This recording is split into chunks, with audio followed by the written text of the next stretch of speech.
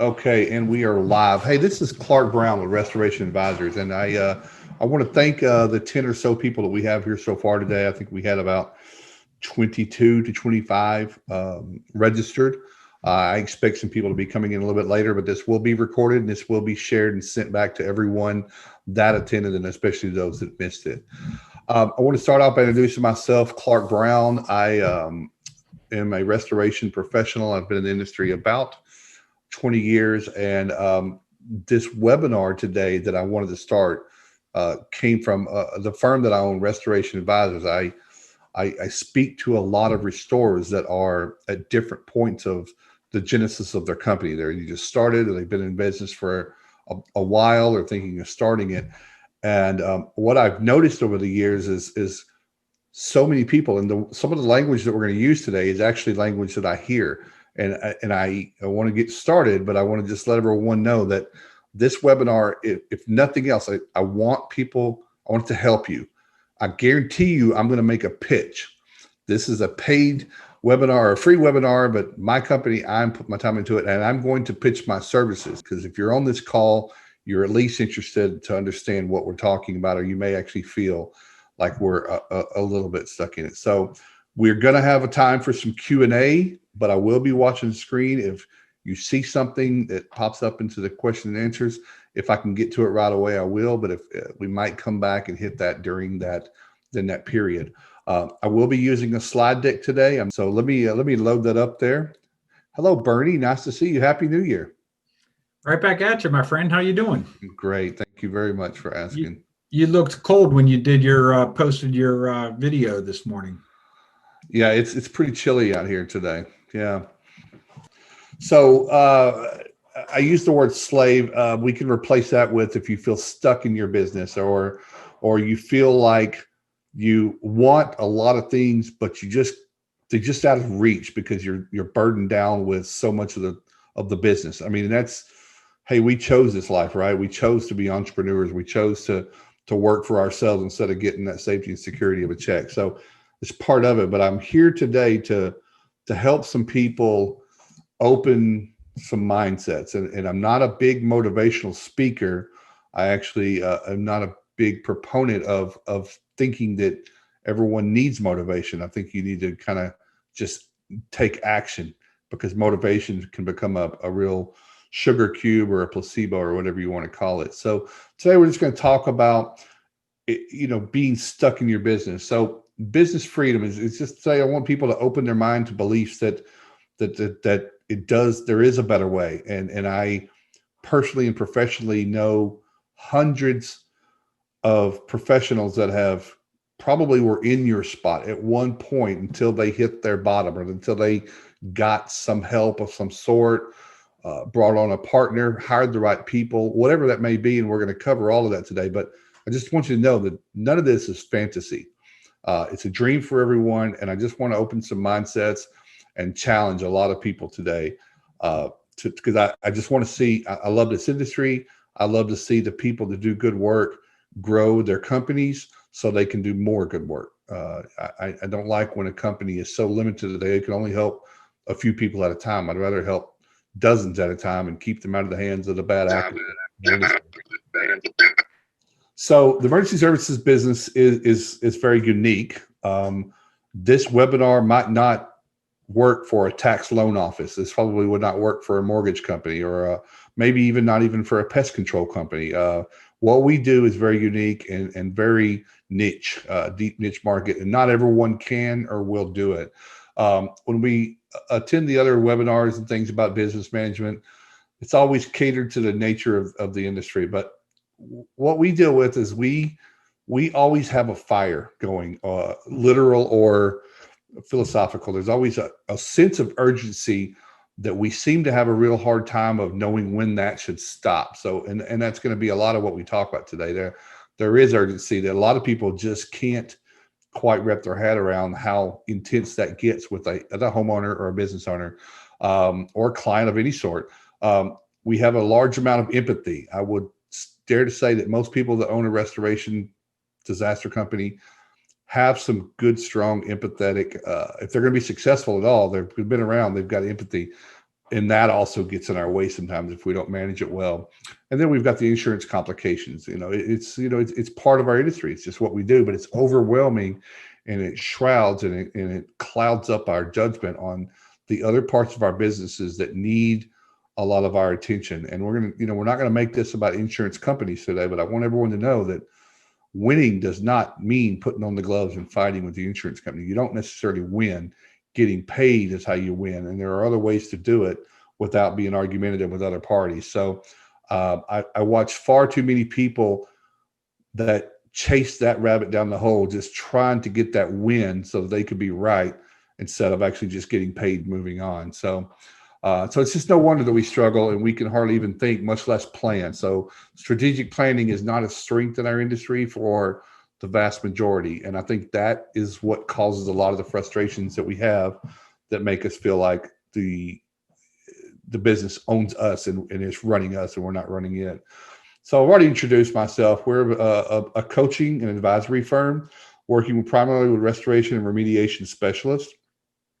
And then more specifically, we work on the business operations. We are not a online marketing or sales training in group. We are the operations and systems implementations of making the business run. I would like to say most of my clients, they need to find the best pay-per-click guy elsewhere, but they can grow their business once the business is sustaining and running itself. I've worked in the industry about 20 years as both a contractor and a business owner, a large amount of experience with large loss companies of probably, I think last time I put my pencil to it, I have managed somewhere around the $380 to $410 million litigation. But to say that just means that I've worked for some very large companies that I was exposed to some incredible logistics and operations and processes that I've been able to bring back and put into this industry. Somebody can push. If everybody can push mute real quick. Let's see here. Yeah, there we go. Thank you. But I work on implementing key strategies and resources to create success for healthy growth. All I really care about is companies' growth. And we'll talk a little later about growth, but that's different for everyone.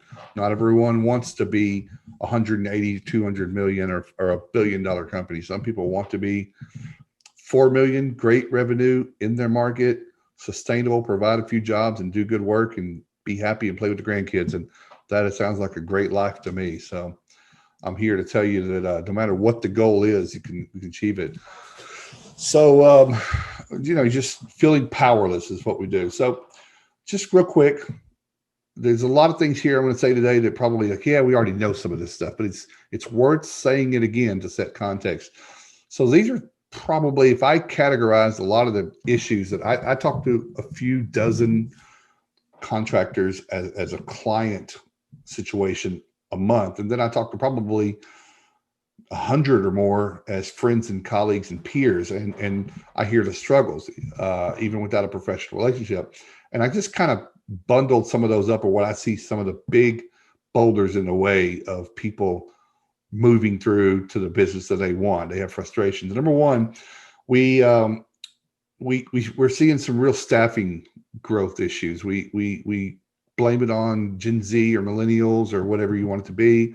2020 obviously created a lot of problems with that, but staffing for the jobs is statistically a very difficult thing right now, finding qualified people to train. So maybe you are good at training people, but you just can't find people to show up even for the interview. And I'm probably seeing some nodding heads in the room right now for that. The second is the nature of our customers' emergencies, and the way our industry has, I like to use the term copy and paste. The restoration industry, if you're being honest with yourself, is probably right at or less than 30, 40, 45 years old. It's not where we've had generation after generation like maybe a carpenter industry would. It came from emergencies, carpet cleaning and things like that. But we just had this big evolution through the 70s, 80s, and then of course the 90s, and this emergence of restoration contractors. And we're still operating on a lot of the same principles of just getting there, rip it, get it. It's a fire all the time. It's always go, go, go. So we've created this, what I call chaotic culture. There is a sense of emergency, which I think that we all need to keep with us at all times. But the truth is there's only, in a water damage, you only have extraction and setting the equipment. And then after that, it's no longer emergency services.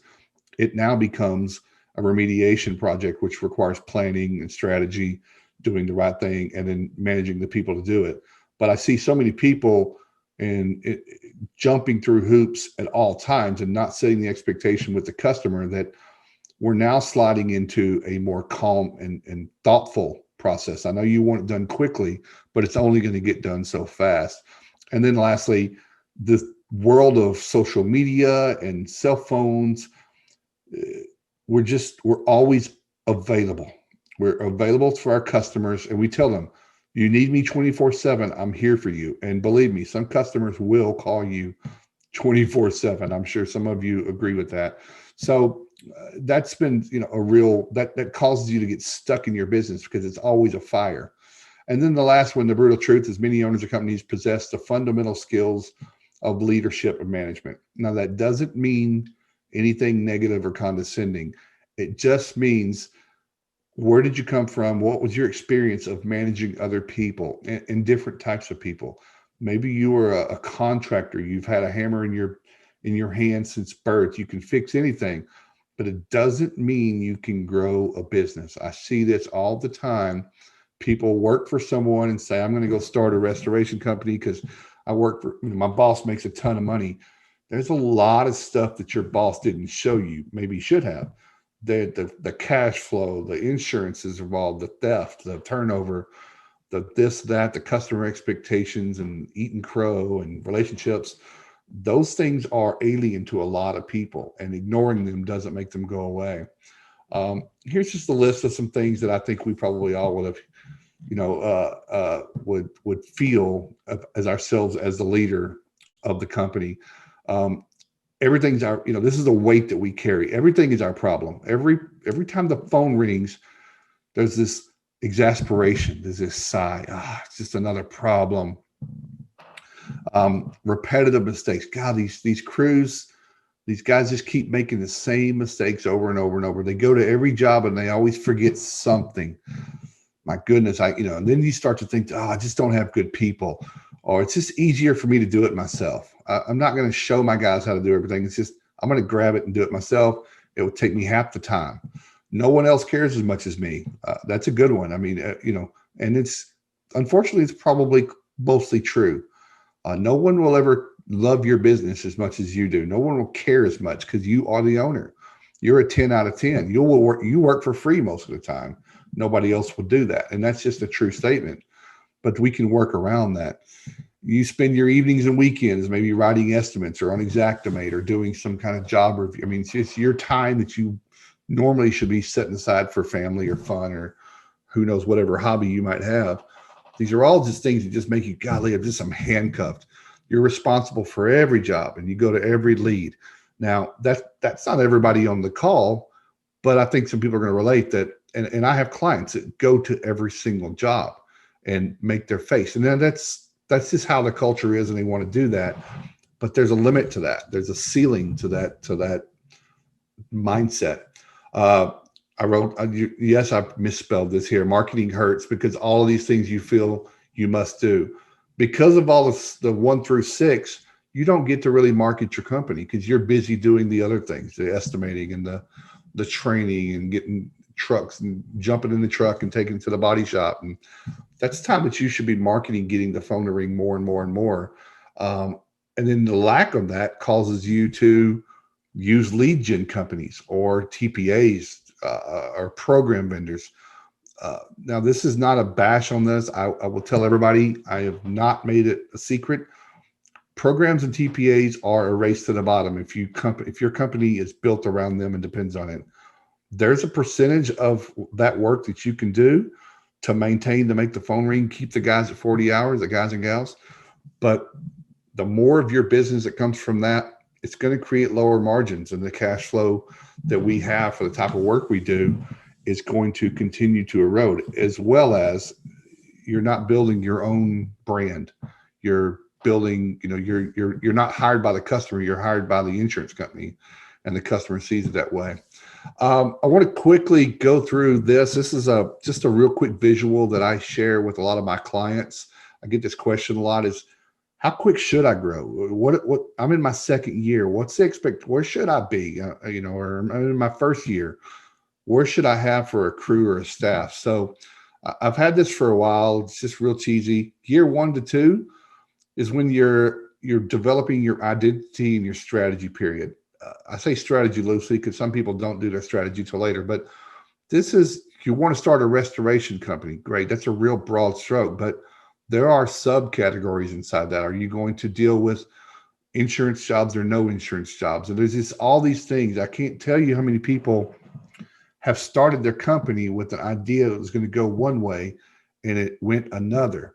Not that it was a bad thing. It was just course correction. So that's where I say year 1 to 2, you're doing a lot of the work yourself.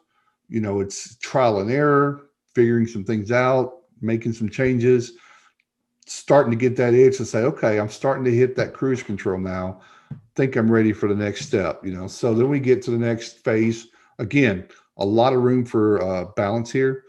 Year 2 to 4 is when you probably start hiring some staff. Now, year 1 to 2, you might have a part-time or even a full-time technician, but year 2 to 4, you start to really get some full-time people and maybe even someone in a junior leadership role or some supervisory people. And you start taking that leap of making other people responsible for some things. This is, your introduction years down, you're going through, really what you kind of, the changes you made in the first couple of years. Now you're expanding on that, but you still need to be adaptable. So adaptability is still the key. And it's because you're going to be tempted in your year 2 to 4 to start new divisions.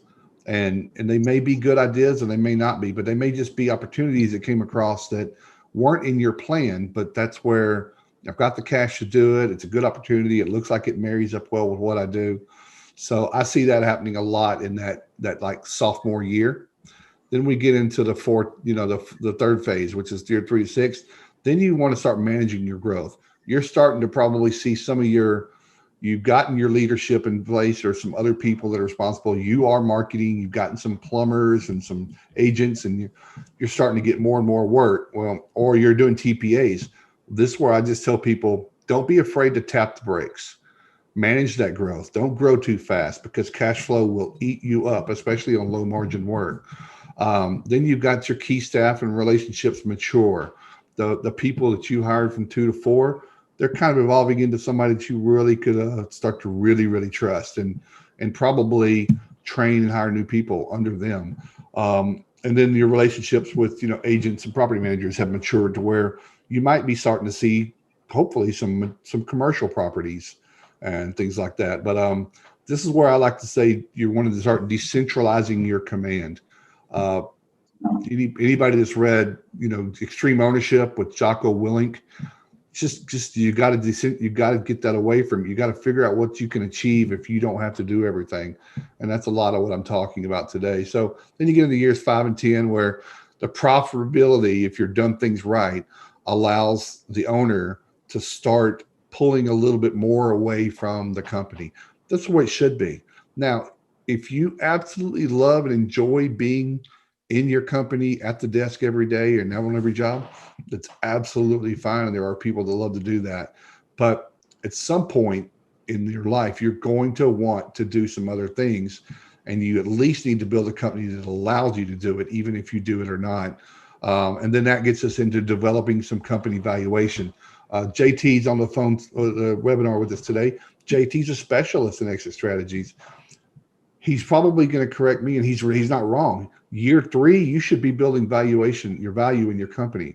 We've all seen how many people have come along the last 18 months and made acquisitions and mergers are happening. And I don't know how long that's going to last, but if you want to be in a position, you need to you need to make hay while the sun's shining. So, but start building valuation, learning what that means. And that's going to come from, outside resources and learning and coaching and people like JT or myself or the other gurus in the industry that you might can work with. Then back to the same roadmap, people ask me, what about the size of my company? Now, this is, again, all over the board, depends on your aggressive, depends on the background, your market you're in, type of work you do. But these are just some basics so that when we get to the end of this, if you're not where this should be, you probably are. Hey, go ahead. Okay.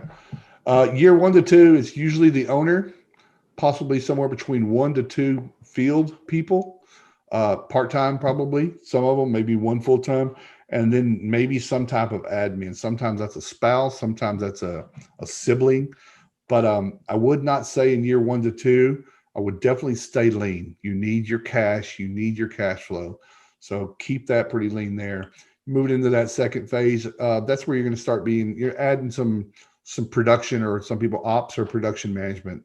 Some people to start, hey, take these jobs and make sure the quality stays good. And I can't go to all the jobs anymore. If you're still in year 2 to 4 and going to every single job, you should be getting profitable enough where you can hire these people. If you're thinking about, I can't afford to hire them, you can't do any marketing, you can't grow. So you're going to be stuck where you are. So you're at that ceiling where you need to create more phone calls. So year 2 to 4 is where a little bit more marketing becomes more strategic. It's not just your circle of friends and colleagues. It's more, getting out and doing pressing the flesh and seeing people. And then the owner at this point often is offloading the estimating, I would hope. A lot of owners do all the estimating for years. I would say that's one of the first things. That's an administrative task that you can teach a lot of people. And they're not going to do it your way the first 12 times. But if you're overlooking in their shoulder and they're competent, they're going to pick up on the nuances and figure out what it needs to look like. So you need to let go of that for sure, because that's not an owner's task. And then lastly is getting in 3 to 6. Your owner is focused on your KPIs. You're really more into the numbers and figuring out what work pays well and which ones don't, so we can stop doing work that doesn't pay well, or to get referral sources so we can stop putting money into things that don't make money. A real growth strategy. You start really diving into, I kind of like this growth thing and I want to do it more and better. And then you might have some verticals and external relationships. External relationships may mean, maybe like a 1-800 board ups or a DKI or something like that, So that's just what I mean there. Breezing right on through, this is big. This is big. This is back into that whole mindset motivation thing. You hear it all the time. Just get started. And that's the hardest part. And this is why everyone says it. This is why that is the most common thing that people say. Just get started. Just find this one thing. There's a book out, and I don't have it in front of me, but it's called literally The One Thing. And it goes to prove that we're overwhelmed by the idea of doing the big things because we're looking at them as big. At the old adage, and the reason it's said all the time is, how does an elephant, how do you eat an elephant? One bite at a time. Well, it's true. And we all know it to be true. But back to some of the first things I talked about, the nature of our industry has us lose focus on some of those fundamental simplicity features that can really help us shed some of this weight of the business off of our backs. And then just start making some small commitments, and when I say commitments, I think everybody should have accountability partners or someone to hold you accountable. And that could be a friend, a mentor, a preacher, a wife or husband, a brother and sister, but someone that you give permission to kick you in the shin when they see you micromanaging, when they see you answering phone calls from people that should be going to the technician or to the lead tech or to the office. Or you need to give someone permission to just jostle you a little bit, because we do it without knowing it. So Those are just some things I have found, and just be okay with it, because we're just stuck. It's a habit. It's a habit. We do what we do, but we want something different. Um, get a coach. And again, this is terrible looking guy on the screen right here. He does some coaching. Um, I love working with restoration contractors, and it's not the most people tell me truthfully when we're working on starting a relationship, and once we've started working together, they'll say part of it was embarrassment. I'm really just embarrassed about that I should know more than I know right now, or I should be further where I'm at. I played sports in college. It was the same thing. I had a hitting coach, and I knew how to hit. I've been hitting the baseball since I was knee high to a grasshopper, but I still needed a coach sometimes because I wasn't hitting it the way I needed to for the level that I was at. And I think that's just there's nothing wrong with that. And people say, well, what does it cost to have a coach? That can be depending on how much coaching is needed and what level we're at. I mean, I know that my firm, I can't speak for anyone else, but I try to make it affordable. And I certainly do a pretty good job of showing you what it costs if you do nothing. And that's usually the real value. And it sounds like a real salesy thing to say, but that's what most people end up, what's been happening isn't working. So let's see if we can try to do something different. And listen, it's not a marriage. We don't have to do it forever, but I have had a really good success with my real authentic, simple, no nonsense, just straightforward coaching to get results. And it's different for everyone. It's not business in a binder. Everyone's markets are different. So, but if you don't, you just get some help somewhere. Find a friend or a colleague, make some friends there in your market. This is the part that a lot of people I come across and deal with in this industry struggle with. And that's just your people analyzing skills. And this causes, and the reason this becomes issue is because, number one, we already talked about there's a lack of people. If I start analyzing people, that might mean that I won't like what I find, and how do I replace them? A lot of people have companies that have family. You might have siblings or cousins or aunts and uncles working there, and they're not really carrying their weight. It's kind of causing a real issue with your culture, but it would cause like a lot of problems during Thanksgiving. So it literally is an excuse that I have had from some people saying, my gosh, Christmas would be my dad would kill me if I fired my brother. So, but what's it doing to your business, right? What's it doing to your company? Get real clear on defining positions. When I'm analyzing people and when I'm coaching people, I get really tight with performance standards, and they fire themselves sometimes. And not that I'm trying to get people fired, but it just means that Jim Collins' book, Good to Great, right people, right seats. Once I get really, really, really specific on positions and what's expected, then I can also say, this is what happens if you don't do these things. But when you don't have that real defined, you're in that foggy, murky area. Well, it's not really their fault because I did not define what was acceptable and what wasn't. So this is the stuff you need to be doing. But again, you can only do this kind of planning and build these features when you're not going to every job and every single moment your phone's ringing and you've got to keep it plugged in all day because your battery's dead. You need some quiet time. You need some time away from the office, someplace else, to build this stuff. And it's going to bother you. You're going to look at your phone. You're going to be anxious. So you can go back to do it the way you've done it, but you're going to have the same problems you've always had. And just let go. Just let go of some things. I've got some notes here that I wrote across. Find some real simple, low-lying things that you do every day, all day, or a couple times a week, and just give that to somebody else. It's low impact stuff that even if they mess it up a little bit, it's not going to change. It's not going to hurt much. But what it's going to do, it's going to give you a lot more time to do some of the things that we're talking about here today. So just get rid of some things and just try that out. And this is a process. It's, hey, I gave them some things and they're actually doing it well. Actually, some things, if I'm being honest, they're doing better than I am. Builds trust. So now you can trust your team. It's like, I think if I gave them something, they could probably go tackle this job without me even going. and then they're going to report back. I've got the client. I want to break off here for a second. I've got a client that he's got an ops manager, but he's a great logistics minded guy, but he just doesn't have a lot of building experience and building sciences and stuff. And his guy, and he called me and he said, listen, so and so, we had to explain the difference between 110 and 220. And he was freaking out. He's like, man, I think I hired the wrong guy. I said, no, no, no, no, no. Think of all the hundreds of things that he does great. This is just a lesson. Find some education. You know, you can explain it to him. Buy an online course. You can find anything online with a curated course now. Have him work with the electrician friend that you've got to learn some basics of stuff. But once you teach it, if the guy's smart and he's doing everything else right, he's going to learn that. It's never an issue anymore. But don't just get rid of somebody. And he's like, oh, you're right. Wasn't going to fire him, but I was probably just thinking I can't trust anything that he does.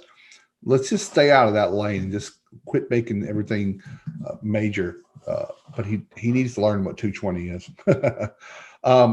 And then another, this is not easy for everyone to do, but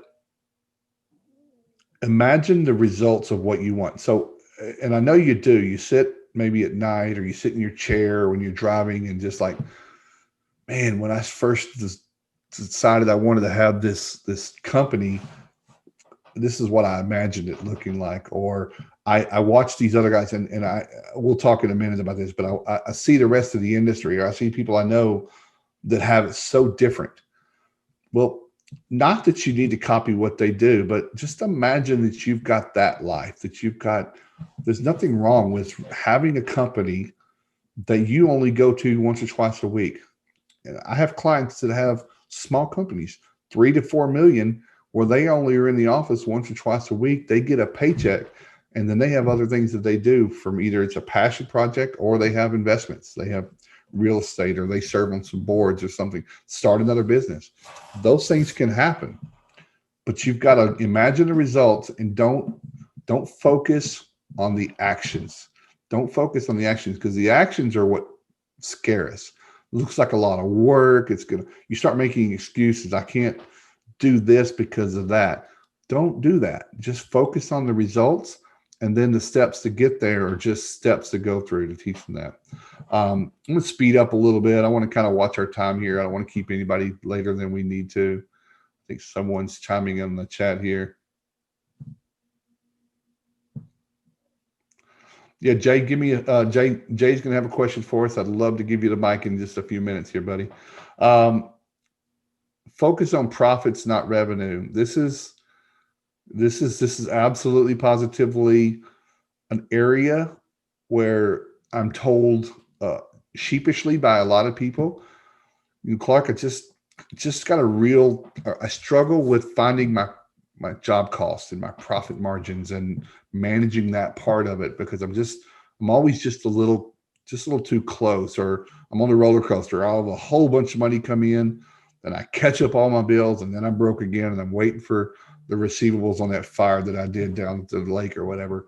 And I will tell you that, and this is no secret, but the successful people, the successful businesses that are running those ideal, comfortable companies that won't give you heart attacks and won't have you gray hair and drive you to drinking, have gotten control of their profits. Now, that's a learning thing. It's not simple, or it's simple, but it's not easy. So you just got to put in some work, especially if you don't.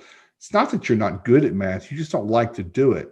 But if you're making money and you know what it's going to bring you, you'll probably grow to like it.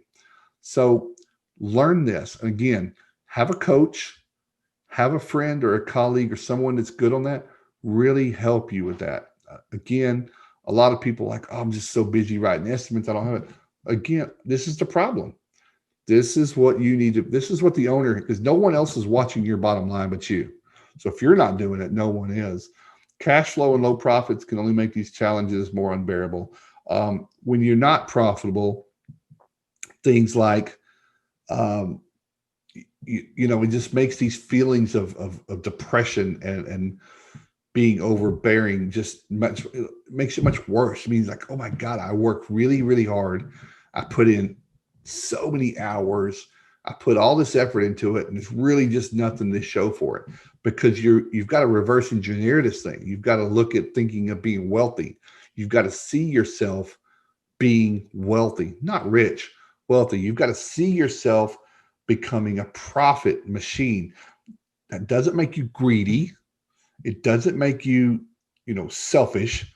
It makes you responsible. What you do with the money when you have it is your choice. You can give that back to everyone, but you owe your company that for upgrades. You can hire better people. You can give bonuses and incentives, and get new softwares, or hire consultants, or go to industry events and rub shoulders with other people that learn how they do things, make partnerships that y'all maybe will go down to the Gulf and do some hurricanes together. None of that happens if you're not profitable.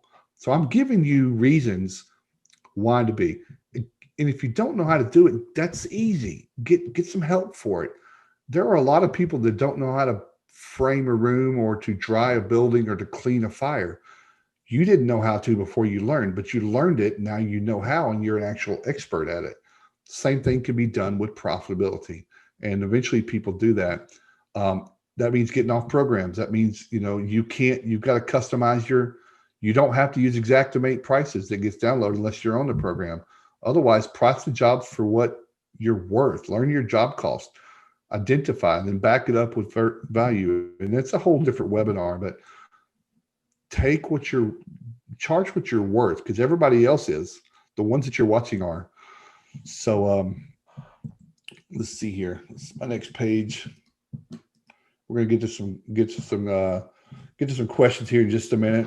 I'm just gonna tell you right now, this slide, just get real clear. You've got a lot of noise and white noise in your head. Just get real clear. I already said it once.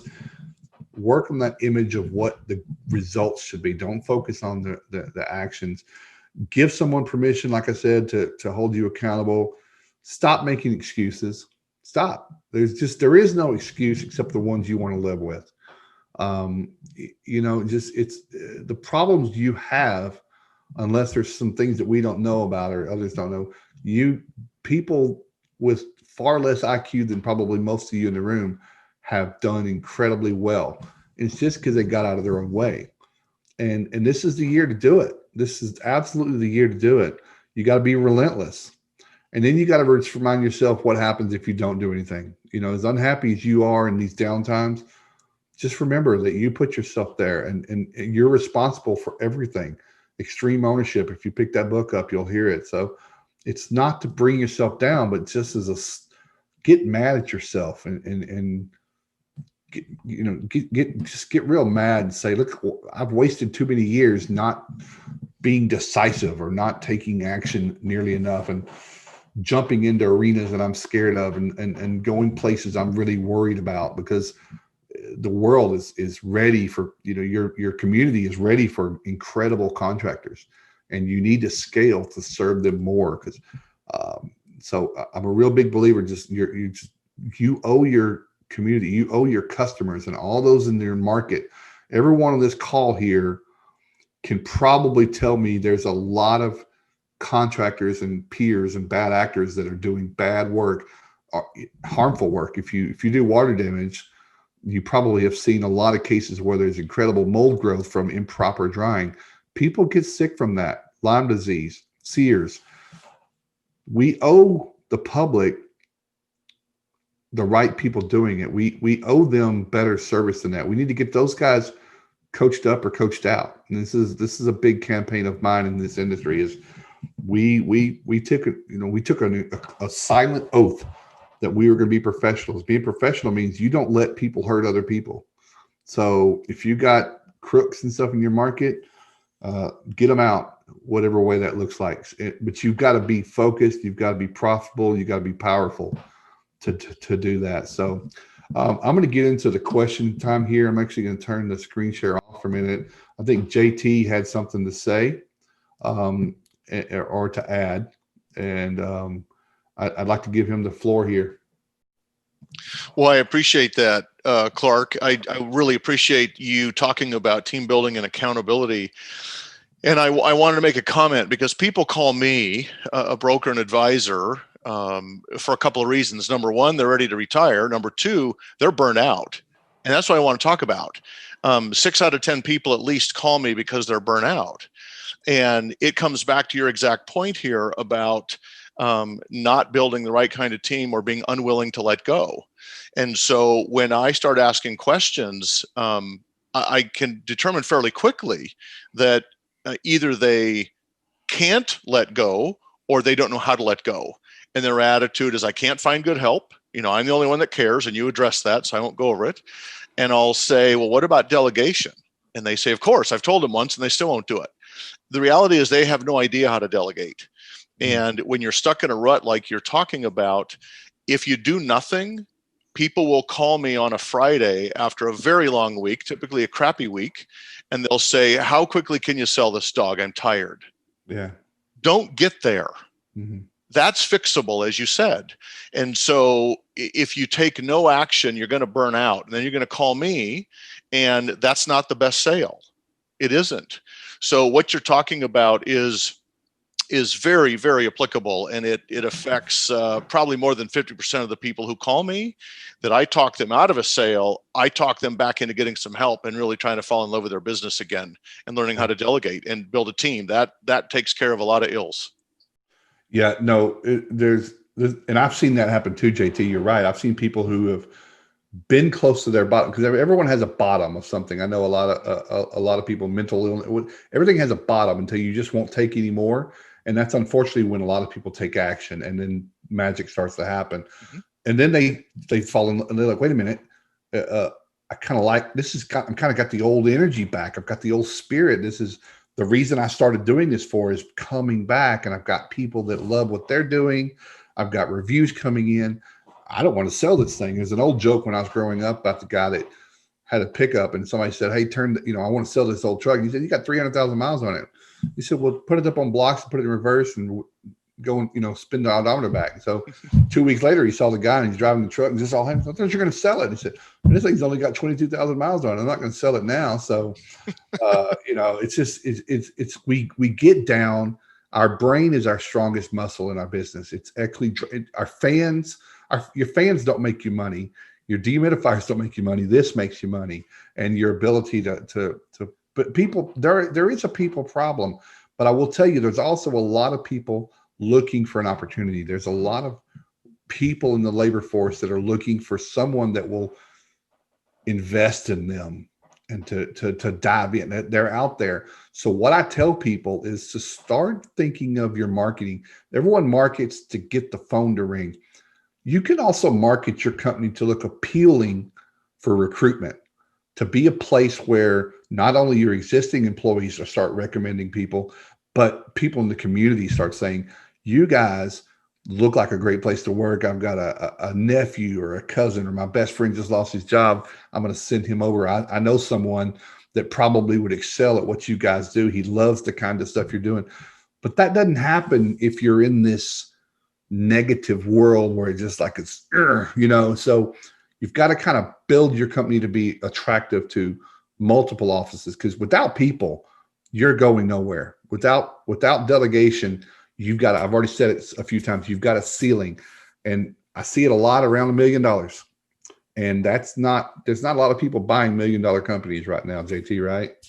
I mean, especially depending on cash flow and EBITDA. I mean, they might be buying it, but there's not much money you've got assets and stuff like that. So those are just some of the things. I see it all the time. I see it's really fatigue that designs itself like anger. You're just tired, and you're just like things you've tried. I will also tell you of a recent phenomenon, and I want to take some more questions. A recent phenomenon that I've watched happen over the last 4 to 5 years. And what's interesting is I've been part of it, and I'm now seeing something. So the internet and the online forums and the vehicles and the platforms where we get information, at one point it was incredible. I mean, I remember YouTube first started, Google was getting big. You could learn anything, just go and look for it. We've now moved from evolution to avalanche. I mean, now there is such an overabundance of information that's uncurated. I like to call it curated because and let's talk about a restoration group or anything, or even YouTube. If I have a keyword and I want to look something up, there's going to be 1,000 videos or hits. You're going to watch some or all, and you're going to be just as confused as you were when you started. So then you don't trust any of it, and then you don't take action. Whereas you go and either do it and make the mistakes, or find a professional who just is focused on the 1, 2, 3 things you need to achieve, and not, little segments, but they actually work with you through it. But trust is a real big issue in this industry. We want it from our customers. We want it from our subcontractors, our vendors, the insurance company. Trust is a commodity that we're dealing with nowadays. But I would just tell everybody that the internet, to me, I get a lot of this. I get a call from someone. I want to start a restoration company. I've been watching the Rebels page or the Nork page or any number of those, and I'm going to go out and buy this and this and this. And this is what I'm going to do because this guy looked like he knew what he was talking about, and I know who he's talking about in some cases, or she. And I was like, well, that person, you're seeing the front of the house. You're not seeing the back of the house. That person it's that filter on Instagram and Facebook. They don't really have it all figured out. They just putting on, it's that, the Kardashians. And I would tell you, they're looking for the same answer. So I might not go down that way and wouldn't throw all that money into those purchases. There's a different way to do it. But then again, now they've got another option and they're asking the same question. So it's really confusing for a lot of people right now. But anyway, if anybody has some, hello, Dawn. If anybody has any questions here, I'd love to take some, or comments to add to it. I purposely put no shy people at the bottom of my webinar feed. No shy. I want loud people. I see Robert's up there. Chad's in Wyoming, everyone. And I happen to know everybody. It looks like I know everybody on the call here. Wyatt Gardner's in Washington State. But does anybody want to be bold enough to is something that you've overcome that's something that I'm discussing here today? Clark, I'll chime in. This idea that you talked about visualizing the results that you want, can you dig in a little bit more about that? I mean, is it as simple as, for lack of better terms, meditating? Is it, what do you see that as? No, it's just being really able to find, and again, I don't meditate. I know people that do, and I've been told that I probably should, but it's just being a good visionary, really digging in, finding that time, whether it's dedicated time on your calendar that you're going to focus and spend at a coffee shop when they open back up, or at your favorite bookstore or whatever, where you remind yourself of all those, or even journal, or it could be even journaling. I mean, everybody does a little bit differently, Wyatt, but to get all those things, all those dreams you have, and you have all the right ideas. It's like you're cooking a cake and you got the ingredients, you just don't have the recipe because noise is playing real loud, the lights are off, and it's just chaotic. So you've got to quiet things down. And it sounds hokey pokey, burn some incense, but it's really not. But you've got to make all the experts, all the successful people will tell you what they do in the morning is they don't wake up and pick up their phone.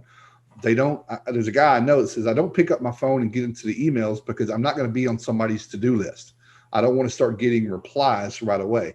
The morning is for me to quietly work on the vision. So when I talk about think of the results, what Wyatt and where you are right now, you don't have to say, but what would 2 degrees of improvement look like? And what is it going to take to get there? And that's really just going to be a plan. If it's a personnel issue, if it's a tool, then have it down, and then nothing gets in your way. So when the phone rings, if anybody here hasn't ever worked with the Eisenhower Matrix, if you can get a copy of it online, Eisenhower Matrix is a great tool, which is you can do it on scratch paper. It's a quadrant of important and urgent, not important, not urgent. So you start asking yourself, are all these things that I'm doing today, is that something that I had to put before my goal? Is that something I had to put before the stuff that really needed to happen? Because we will quickly and urgently tackle the stuff that's simple and easy and that doesn't make any significance to what we need to get done. But then we're still left with that one big thing. So finding time, getting stuff off your list, having everybody else has got 3 hours worth of work. They don't have to call you. You work on what's the end look like, and then you worry about the action, saying, I want to be able to take a 3-week vacation. What would that look like for me to be able to walk away from my business for 3 weeks? That's obviously processes have to be in place, the right people. Okay, what is the right people? What am I lacking? What problems are they having that my training, and how can I train them more? Because I will train them more if I'm doing less of estimating. So you're going to outsource your estimating to somebody, send it off to somebody. Yes, it costs a few points extra, but so does not training your people. So that's kind of what I mean. I hope that's clear. That may just be only the way that I focus it. But when I say look at the end result, it's your carrot. It's hanging in front of you and it's driving you to it. And you just keep it right there on the dashboard and you're just looking at it saying, am I doing everything? And I mentioned the book One Thing. The book One Thing is phenomenal and it's simple to read. And what it does is it says it has you focus on the one thing that will make all the other things either not necessary or simple. It means we have all these things to do, but it's because we have a source problem that we're not resolving. That's what we need to work on. And it sounds real simple. It's not, but with focus it is. And it has changed my approach of my processes of how I get more done in a day without having to hire someone to do stuff. So I hope that helps. Yeah. And if anybody wants to add to that, but I've always had good success with looking at the results, because just thinking about the actions that I need to take are overwhelming. They just look at more things to do on my to-do list. But if I look at the results, and then that's an external thing, then I've got some steps to get to that. It's not part of my today list, but it's definitely something I'm holding myself accountable to have done in a week or a month or something like that, depending on the size of the goal.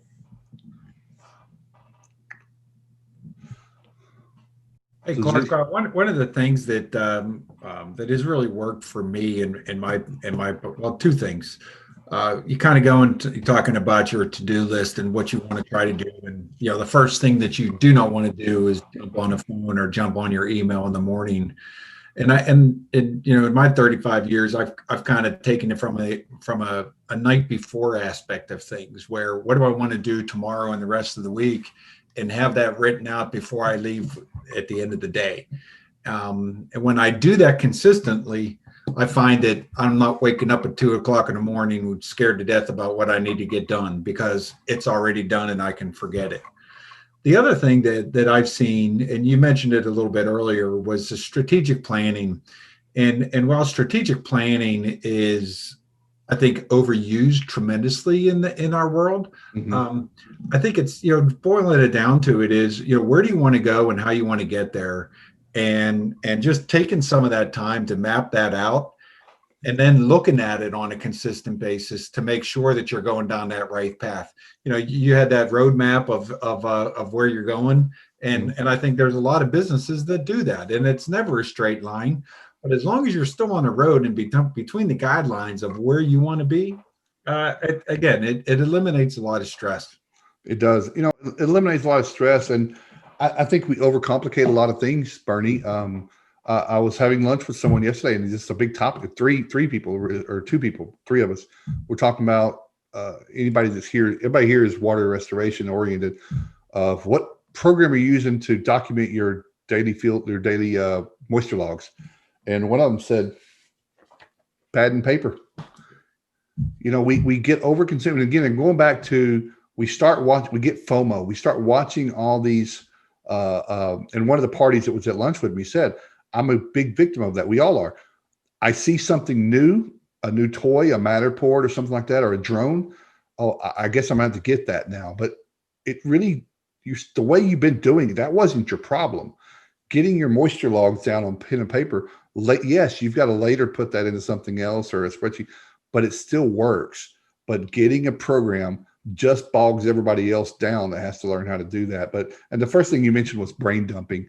I know a lot of singer-songwriters that say if they don't get a song out of their head on the paper, they don't sleep, because they're just thinking, they're afraid to go to sleep because they're afraid to forget it.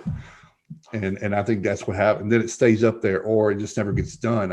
And then lastly, kind of to your point, Bernie, is how many people in this call, and I'm guilty, have made a purchase of a service, a program, or something that was supposed to help to be the next big thing, and it's still sitting unused, never started, still wrapped. It's just we have the best intentions, but then real life kicks in, and we're answering the phones and doing. I'm doing things. I catch myself. I'm doing $12 an hour things when I should be doing $1,000 an hour things, right?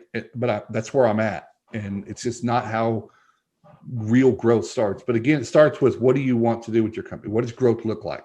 Yeah. Not everybody wants to be a millionaire, and that's absolutely perfectly not the goal.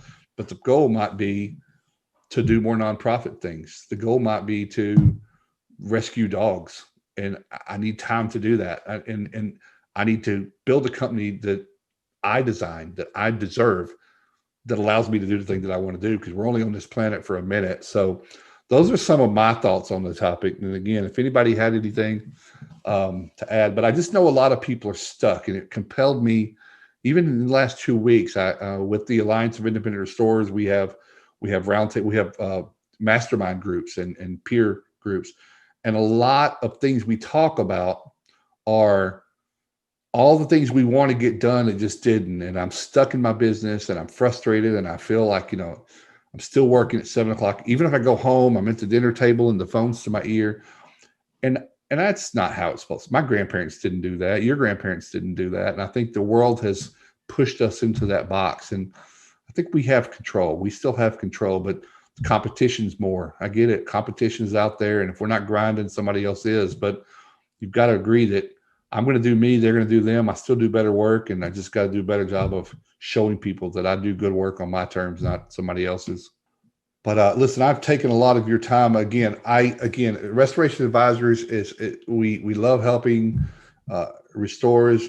Sometimes it's a real short term, moving one big boulder. Sometimes it's more of a strategic, and as things evolve and change and growth happens, there's need to stay aboard, even if you didn't plan on it.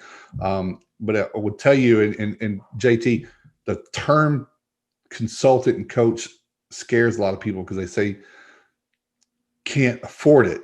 And I just tell people, more often than not, you realize that you can't afford not to.